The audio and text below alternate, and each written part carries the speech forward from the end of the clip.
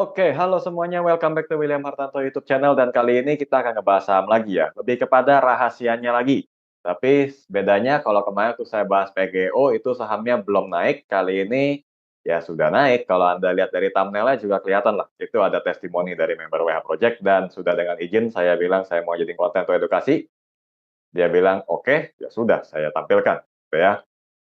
Nah, sahamnya sendiri udah kelihatan yaitu saham Suni yang mana yang akan jadi bahasan di video kali ini. Benar-benar satu saham ini aja, nggak bahas yang lain-lain, karena saya memang lagi nyari-nyari saham baru yang mungkin bisa saya rekomendasi di YouTube. Habis beli bisa langsung naik, kan juga lebih seneng. Dari sisi saya punya YouTube lebih banyak viewernya, orang terbantu juga lebih banyak, dan saya juga happy ketika Anda bilang, "Pak, dapat cuan, thank you." Ya, saya juga thank you juga, karena kan Anda sudah perhatiin gitu. Nah, cuma karena belum ketemu, jadi kali ini saya fokusnya ke edukasi dulu aja, saya pilih saham Suni ini. Nah, sebenarnya ini saham yang atau lebih baik saya harus bilang dulu bahwa ini konten bukan pertama kalinya, alias bukan saya yang pertama kontenin saham ini, karena sebenarnya kan secara likuiditas jelek. Saya tahu udah berapa orang kontenin, cuman saya mau kasih lihat bagaimana member saya tadi bisa cuan sampai 51%, padahal saham ini secara likuiditas jelek. Saya meyakini saham ini secara likuiditas jelek, karena waktu saya rekomendasi juga ada momen-momennya member-member WH Project turun iman. Karena mereka kayak diajakin beli, ngajak sih enggak ya, lebih tepatnya direkomendasikan beli saham yang mungkin secara data betul, bagus, tapi ketika di-hold kayak nggak jadi bagus, ya. Apalagi masalahnya likuiditas. Barang baru lagi kan, masih IPO, belum berapa tahun lah, kayaknya 1 tahun udah atau belum, tapi kita lihat dari grafik aja. Saya selalu lupa untuk hal-hal kayak gini karena saya sendiri biasanya baru tertarik sama saham tuh kalau udah ada akumulasinya. Mau itu saham baru IPO kek, mau saham udah setahun kek, 10 tahun baru menarik juga bisa aja gitu. Jadi saya nggak terlalu tahu hal-hal beginian. Oke, kita mulai dari grafiknya dulu aja. Ini saya buka dari Stockbit ya, seperti yang Anda bisa lihat di sini. Eh, Sejauh ini saat video yang saya buat ini tanggal 2 September, hari Sabtu tahun 2023. Jadi yang lagi saya kursor ini 1 September 2023 adalah hari Jumatnya. Dan di sini Anda bisa lihat harganya sudah sampai pada 428. Kalau di thumbnail video, Anda bisa lihat tadi ya, member saya beli harga 290. Jadi antara dia beli di bulan ini, sekitaran bulan Mei Juni lah kita anggapnya, karena kan Juni juga sempat 290, atau kalau timing dia bagus, dia belinya mungkin sekitaran Juli. Ya katakanlah kalau beruntung banget 27 Juli, habis beli kan udah naik. Tapi saya nggak tahu nih, saya cuma kasih testimoni doang. Jadi saya nggak bisa tembak dia pergi dari dari tanggal berapa, saya nggak akan tahu. Tapi kalau soal awal mula screener, saya sih cukup pede untuk bilang, sebenarnya dari Maret sudah ada akumulasinya, gitu. Dan di sini seperti biasa saya sudah siapin screenshot, yaitu dari broker summary, yang mana kalau Anda cek di data Anda sendiri pasti sama. Alasan saya menggunakan screenshot adalah lebih cepat. Jadi saya nggak usah ketik-ketik tanggal depan Anda, ya, yang mana itu bikin video jadi durasinya panjang, tapi panjangnya nggak efektif. Jadi saya langsung screenshot aja biar lebih gampang, tinggal saya artiin datanya buat Anda, jadi lebih ngerti, gitu. Harapannya di sini yang saya bisa jelasin ke Anda adalah setelah akumulasi yang konsisten dilanjutkan dengan markup. Jadi Anda ngerti fase markup itu terjadi. Dan kalau tadi kita lihat dari chart itu di bulan Agustus ya, 1 bulan yang lalu baru baru mulai naik. Semenjak IPO-an drop terus, gitu. Nah, proses akumulasi sendiri seperti yang saya bilang waktu di video saya tentang PGO, saya selalu bilang metode ini dijamin lambat. Jadi kalau misalnya Anda mau pakai cara ini untuk scalping, Anda sudah salah channel. Serius. Tapi kalau Anda maunya swing nyantai, memang ada yang jagain sahamnya, ini mungkin cara yang tepat. Gitu. Mungkin, saya nggak bilang pasti. Walaupun sejauh ini saya bisa bilang hasilnya di member saya dan di saya juga bagus untuk portofolio kami, tapi saya nggak akan bilang ini the best, gitu ya. Karena saya percaya, saya sendiri aja bisa mengatakan broker summary aja bisa ada yang goib, gitu kan. Bagaimana saya bisa meyakini cara ini jadi yang the only one yang the best, nggak mungkin, gitu. Jadi ini salah satunya aja kalau Anda mau tahu. Kita mulai. Nah, ini dia kumpulan screenshot. Ini saya mulai dari bulan Maret. Jadi kalau ini formatnya tuh 1 Maret, ini 31 Maret ya, bulan dulu baru tanggal. Ini dari bulan Maret sebenarnya udah pertama kali masuk ke detect di screener. Saya memang nggak sempat keluarin screenshot-an chatting-nya, jujur aja karena awalnya nggak kepikiran ini bakal jadi konten. Tapi memang ada, gitu ya. Ini saham memang karena nggak terlalu liquid, pemainnya nggak banyak. Dilihat dari sisi bayarnya tuh sebenarnya dikit banget ya.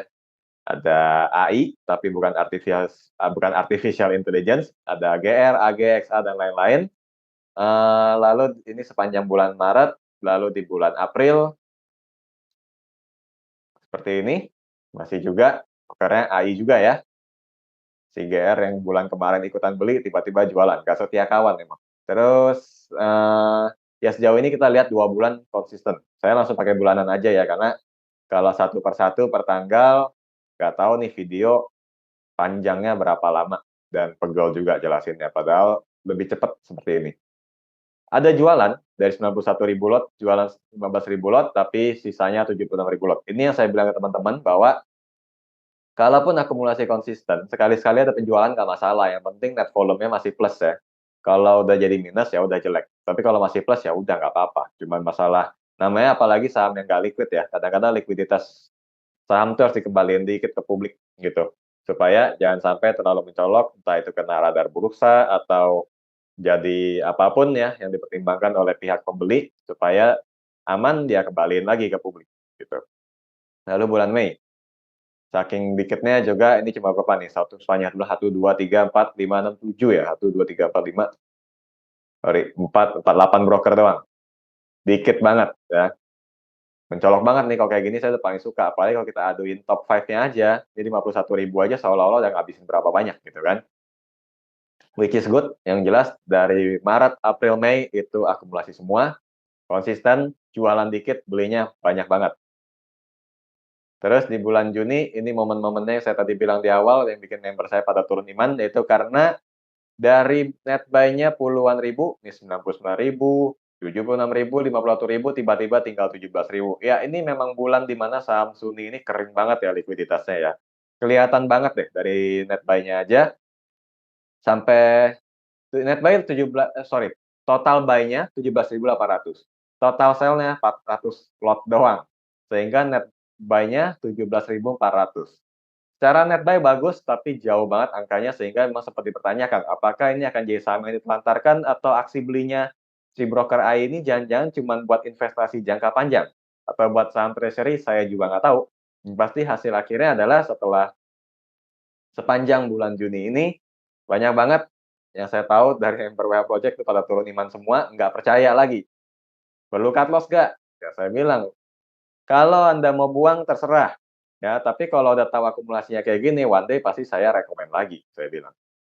Akhirnya ada yang buang memang satu 2 orang, sisanya nyimpen. Ya salah satunya yang ngasih testimoni tadi. Di bulan Juli. Juli sudah mulai lebih aktif ya, perdagangannya ya, buyer seller-nya hampir sama banyak. Jadi mungkin orang udah pada aware, apalagi ada broker MG nih, kita tahu sendiri kayak apa ya, waktu tahun 2020, 2021 aktif ya bukan main. Di sisi teratas, broker AI-nya beli 69.000, jual 12.000, udah lumayan banyak sih kalau secara perbandingannya, walaupun nggak nyampe 50%, tetap net buy. Ya syukurnya di situ sudah bisa katakan akumulasi masih terjadi, tapi dari sisi seller udah mulai agak gede. Nah, Juli masih akumulasi, di bulan Agustus sudah mulai markup. Saya kasih lihat dulu sebentar, nanti kita buka chart-nya. Ini bulan Agustus ya, Anda bisa lihat, pembelian 46.000 dari broker AI-nya, net volume-nya 23.000. Basically hilang 50% ya kalau ambil dari angka depannya aja, 46 ke 23. Kalaupun nggak persis 50% juga 49 koma gitu kan, karena ada 3 angka di belakangnya yang mengubah. Intinya menurut saya udah hilang separuh. Ini udah fase markup teman-teman. Kalau udah kayak gini, di mana harga juga udah lagi naik, lalu broker pembeli utama masih ada, tapi dia udah mulai jualan, inilah fase markup. Kita coba cek chart-nya ya. New share ya harusnya, atau saya stop dulu. Stop share, lalu saya share ulang. Maklum ya, masih agak gaptek sama Zoom. Oke, ini dia. Jadi memang kalau kita lihat di bulan Juli kan dijatuhin terakhir, ya. Lalu di bulan Agustus mulai naik sampai tanggal 1 kemarin. Jadi bulan Agustus itu mulai markup. Kita bayangin aja akumulasinya dari bulan Maret sampai Juli, di bulan Agustus belum mau dilepas, tapi karena udah terlalu sedikit barangnya, dia balikin dulu ke publik. Jadi kalau ada kondisi kayak gini, inilah yang namanya fase markup. Akumulasinya sekitar berapa bulan? Maret itu yang saya detect. Nggak tahu sebelum Maret masih ada atau enggak, tapi saya ngomong sesuai yang saya tahu aja. Gitu, Maret, April, Mei, Juni, Juli, 5 bulan, hampir setengah tahun baru naik. Ya, hampir setengah tahun baru naik, sempat bikin turun iman juga, sekarang baru naik. Sekarang kalau secara tren, kalau cuma pakai MA5, MA20, saya sih bisa bilang aman-aman aja. Kalaupun Anda mau ikut, ya Anda harus bisa ngukur resikonya sendiri. Karena kondisi seperti ini, misalnya tanggal 16 Agustus, MA20 sempat tembus.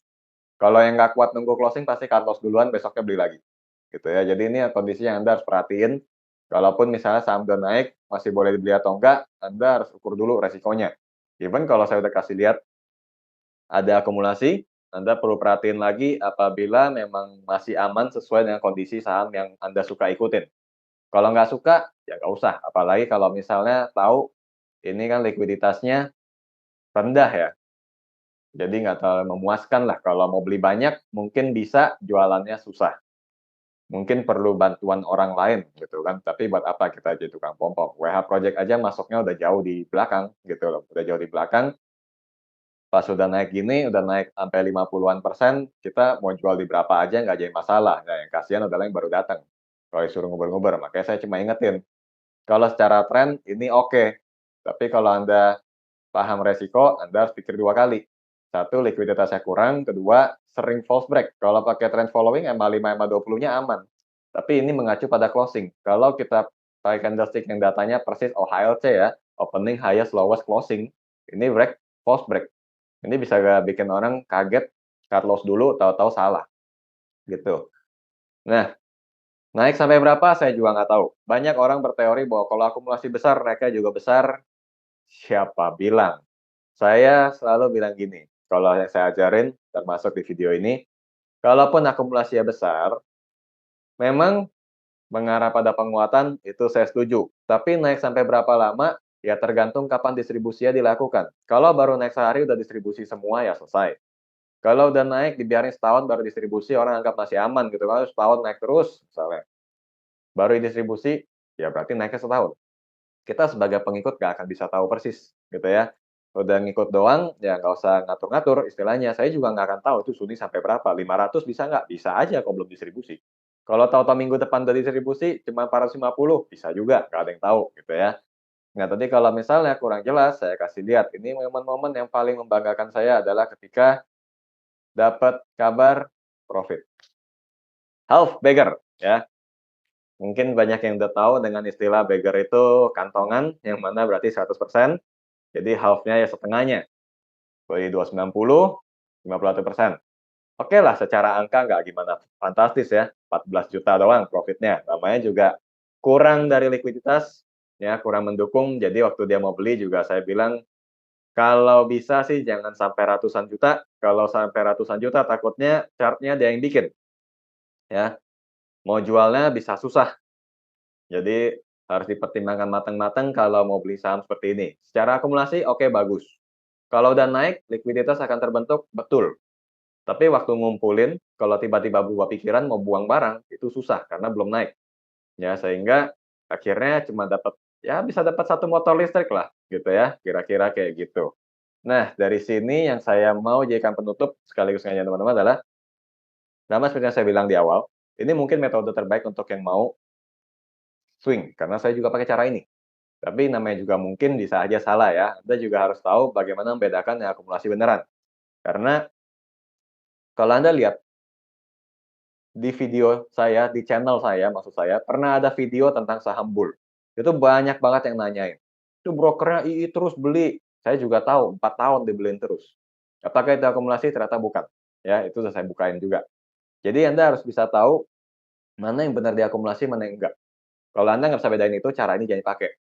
Kalau salah data, salah kesimpulan, hasilnya ya rugi. Gitu. Kalau misalnya Anda bisa tahu benar itu akumulasi yang konsisten, layak diikuti, ikuti, nggak apa-apa. Pokoknya yang paling penting adalah dari metode ini Anda harus tahu beneran itu diakumulasi atau bukan, gitu. Kalau misalnya saham yang Anda temuin sendiri dan saya nggak bahas, saya nggak sempat bahas juga, ya itu tugas Anda, gitu ya. Kalau udah naik, ya udah gampang. Apalagi kalau banyak orang juga udah rekomendasi, likuiditas sudah datang, ya scalping aja, nggak jadi masalah. Indikatornya following, MA5, MA20 pun cukup kalau udah naik. Tapi kalau belum naik, itu bagian yang paling beratnya. Selain harus bisa bedain itu akumulasi benar atau enggak. Kedua, kesiapan untuk nunggu ada atau tidak. Nggak siap nunggu, jangan beli, karena saham-saham seperti ini identik lambat, ya. Saya belum pernah bikin ya saham MLIA waktu saya rekomen tahun 2020, itu 2 tahun beggar, tapi akumulasinya juga berbulan-bulan. Yaitu lumayan malesin, tapi memang tugasnya lagi-lagi pada kesiapan untuk nunggu atau tidak. Dan yang ketiga, perhatiin likuiditas. Nggak semua akumulasi itu menguntungkan, maksudnya memberikan keuntungan besar. Kayak Suni ini, ya, member saya dapat 14 juta, buat orang lain angka yang kecil. Tapi secara percentage saya bilang dia sukses banget. Karena kalau uang kecil aja bisa dikelola sampai tumbuh seperti itu, bagaimana kalau dia pegang uang besar di saham yang memang likuiditasnya aman, gitu ya. Jadi ini latihannya juga, di saham-saham nggak liquid itu juga ada kasih kita latihan. Bagaimana kita manage emosi kita, dengan saham yang likuiditasnya kecil, otomatis uangnya harus kecil. Kalau uang kecil bisa kita kelola sampai besar, yakin uang besar bisa kita kelola jadi lebih besar lagi. Jadi kira-kira itu hal yang perlu Anda pertimbangkan kalau mau beli saham-saham seperti ini. Oke, kira-kira itu aja video saya pada kali ini. Silakan like and dislike sebagai respon terhadap video saya, dan kita akan ketemu lagi pada vlog selanjutnya. See you again.